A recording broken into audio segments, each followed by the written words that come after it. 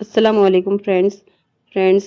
आप मेरे चैनल पर पहली बार आए हैं तो प्लीज़ मेरे चैनल को ज़्यादा से ज़्यादा सब्सक्राइब करें, लाइक शेयर और कमेंट करें। अकबर बादशाह को मजाक करने की आदत थी। एक दिन उन्होंने नगर के सेठों से कहा, आज से तुम लोगों को पहरेदारी करनी पड़ेगी। सुनकर सेठ घबरा गए और बीरबल के पास पहुंचकर अपनी फरियाद रखी। बीरबल ने उन्हें हिम्मत बंधाई। तुम सब अपनी पगड़ियों को पैर में और पाजामों को सिर पर लपेटकर रात्रि के समय नगर में चिल्ला चिल्ला कर कहते फिरो, अब तो आन पड़ी है। उधर बादशाह भी भेष बदलकर नगर में गश्त लगाने निकले। सेठों का यह निराला स्वांग देखकर बादशाह पहले तो हंसे, फिर बोले, ये सब क्या है? सेठों के मुखिया ने कहा, जहां पना हम सेठ जन्म से गुड़ और तेल बेचने का काम सीख कर आए हैं। भला पहरेदारी क्या कर पाएंगे? अगर इतना ही जानते होते तो लोग हमिया बनिया कहकर क्यों पुकारते? बादशाह अकबर बीरबल की चाल समझ गए और हुक्म वापस ले लिया। अकबर बादशाह को शिकार का बहुत शौक था। वे किसी भी तरह के शिकार के लिए निकल ही लेते थे। बाद में वे अपने समय के बहुत ही अच्छे घुड़सवार और शिकारी भी कहलाए। एक बार राजा अकबर शिकार के लिए निकले।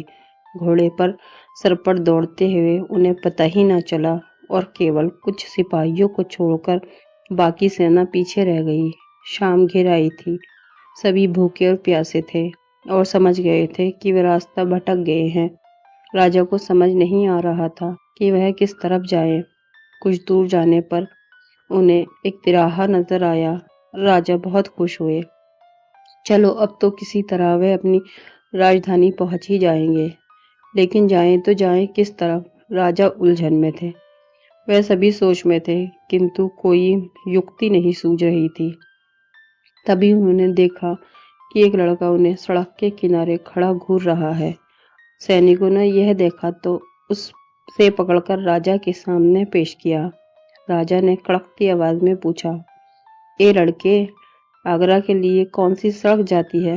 लड़का मुस्कुराया और कहा, जनाब, ये सड़क चल नहीं सकती तो ये आगरा कैसे जाएगी? महाराज, जाना तो आपको ही पड़ेगा। यह कहकर वह खिलखिलाकर हंस पड़ा। सभी सैनिक मौन खड़े थे। वह राजा के गुस्से से वाकिफ थे। लड़का फिर बोला, जनाब, लोग चलते हैं, रास्ते नहीं। ये सुनकर इस बार राजा मुस्कुराया और कहा, नहीं, तुम ठीक कह रहे हो। तुम्हारा नाम क्या है? अकबर ने पूछा। मेरा नाम महेश दास है, महाराज, लड़के ने उत्तर दिया। और आप कौन हैं? अकबर ने अपनी अंगूठी निकालकर महेश दास को देते हुए कहा, तुम महाराजा अकबर हिंदुस्तान के सम्राट से बात कर रहे हो। मुझे निडर लोग पसंद है। तुम मेरे दरबार में आना और मुझे ये अंगूठी दिखाना। ये अंगूठी देखकर मैं तुम्हें पहचान लूंगा। अब तुम मुझे बताओ कि मैं किस रास्ते पर चलूं ताकि मैं आगरा पहुंच जाऊं। महेश दास ने सिर झुकाकर आगरा का रास्ता बताया और जाते हुए हिंदुस्तान के सम्राट को देखता रहा। इस तरह अकबर भविष्य के बीरबल से मिले।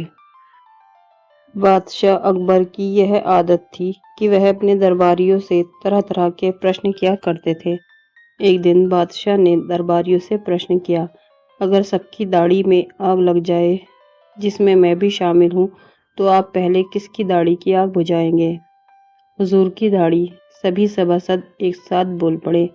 मगर बीरबल ने कहा, हुजूर, सबसे पहले मैं अपनी दाढ़ी की आग बुझाऊंगा, फिर किसी और की दाढ़ी को देखूंगा।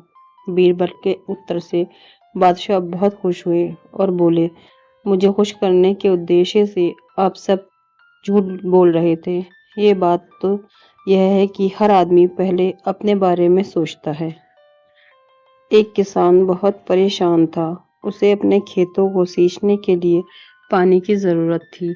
इसलिए वह कई दिनों से अपने जमीन के आसपास किसी कुएं की तलाश कर रहा था।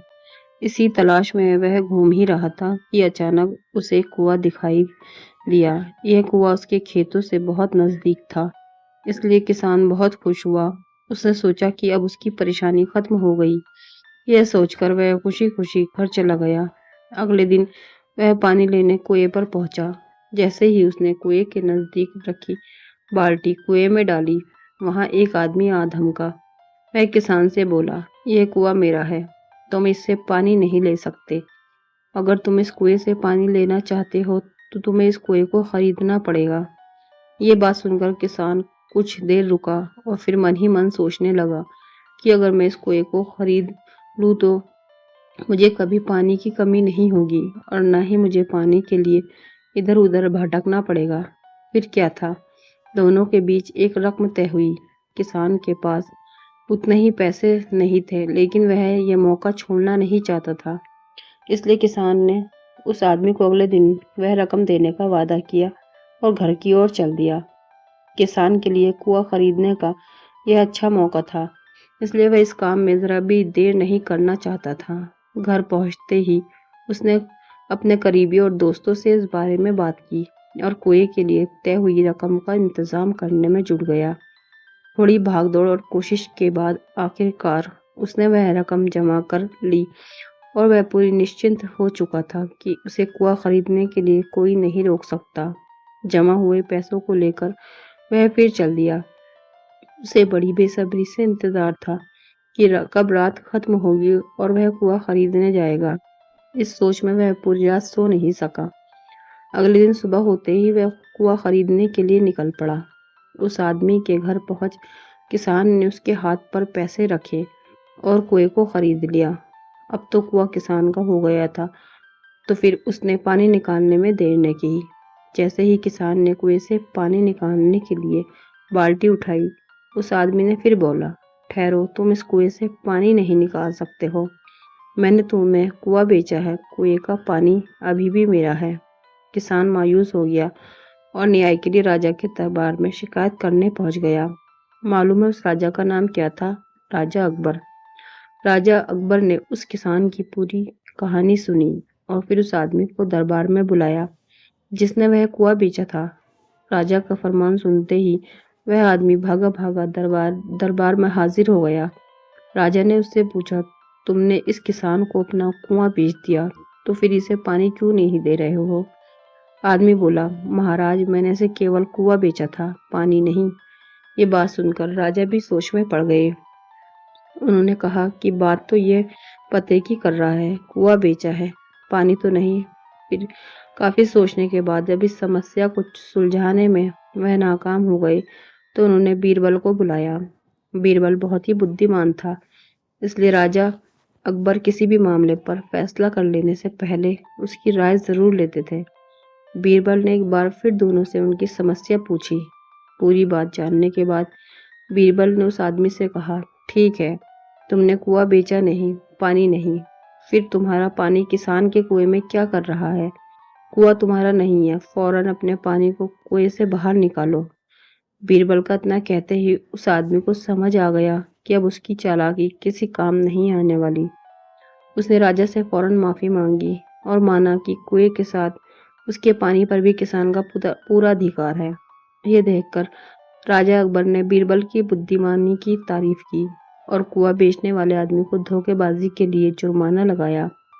सीख, अपने आप को दूसरों से अधिक चालाक नहीं समझना चाहिए, साथ ही धोखा देने की आदत से भी दूर रहना चाहिए, क्योंकि कोई ऐसा भी हो सकता है जो आपसे भी अधिक बुद्धि का इस्तेमाल करना जानता हो। ऐसे में आपका धोखा पकड़ा जाएगा और आपके किए का भुगतान करना होगा, जैसे इस कहानी के अंत में कुआं बेचने वाले आदमी को करना पड़ा। फ्रेंड्स, आपको मेरी कहानी पसंद आई हो तो मेरे चैनल को सब्सक्राइब करें, लाइक, शेयर और कमेंट करें। शुक्रिया।